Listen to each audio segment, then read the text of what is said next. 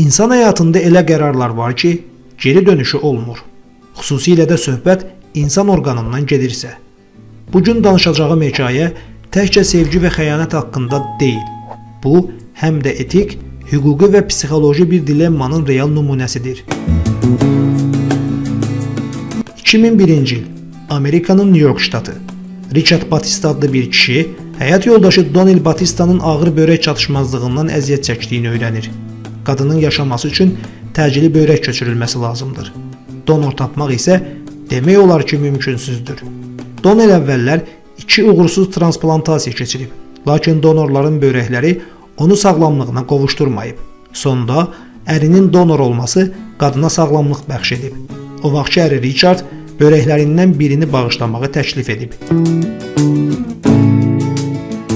Transplantasiya uğurlu oldu. Donald Batista'nın həyatı xilas edilir. Həkimlər bunu ailə sədaqətinin, fədakarlığın nadir nümunəsi kimi qiymətləndirir.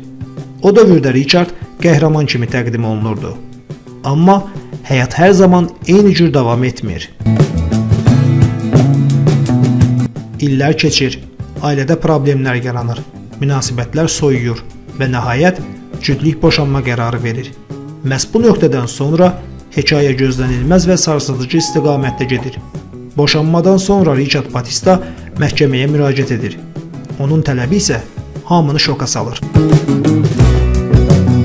2005-ci ildə cütlük boşanma qərarı verir.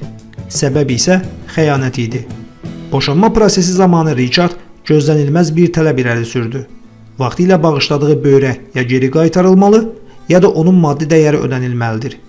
O, börəyin dəyərini təxminən 1,5 milyon dollar olaraq hesablayır. Bu iddia Amerika məhkəmə sistemində ciddi rezonans doğurur.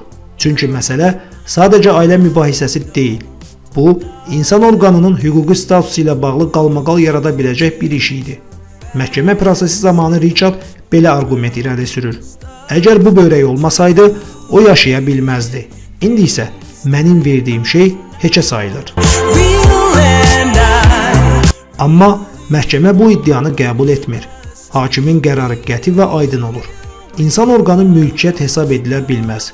Orqan köçürülməsi geri qaytarılan əşya deyil. Sevgi və nikah dövründə edilən fədakarlıq sonradan maddi tələbə çevrilə bilməz. Məhkəmə Richard Batista'nın həm börəyin geri alınması, həm də pul kompensasiyası tələblərini tamamilə rədd edir. Bu qərar təkcə hüquqi deyil, eyni zamanda etik mesaj da verir. Çünki əgər bu iddia qəbul edilsəydi, gələcəkdə insanlar belə düşünə bilərdi. Sabah münasibət bitərsə, verdiyimi geri alaram. Bu isə cəmiyyət üçün təhlükəli bir yanaşmadır. Richard Batista bu məhkəməni uduzdu. Amma onun hekayəsi dünyada minlərlə insanda bir sual düşündürdü. İnsan verdiyi hər şeyi geri istəyə bilərmi? Yoxsa elə şeylər var ki, bir dəfə veriləndən sonra artıq geri dönüşü olmur. Sizcə, Richard haqlı idi yoxsa məhkəmə? Fikirlərinizi şərhlərdə yazmağı unutmayın.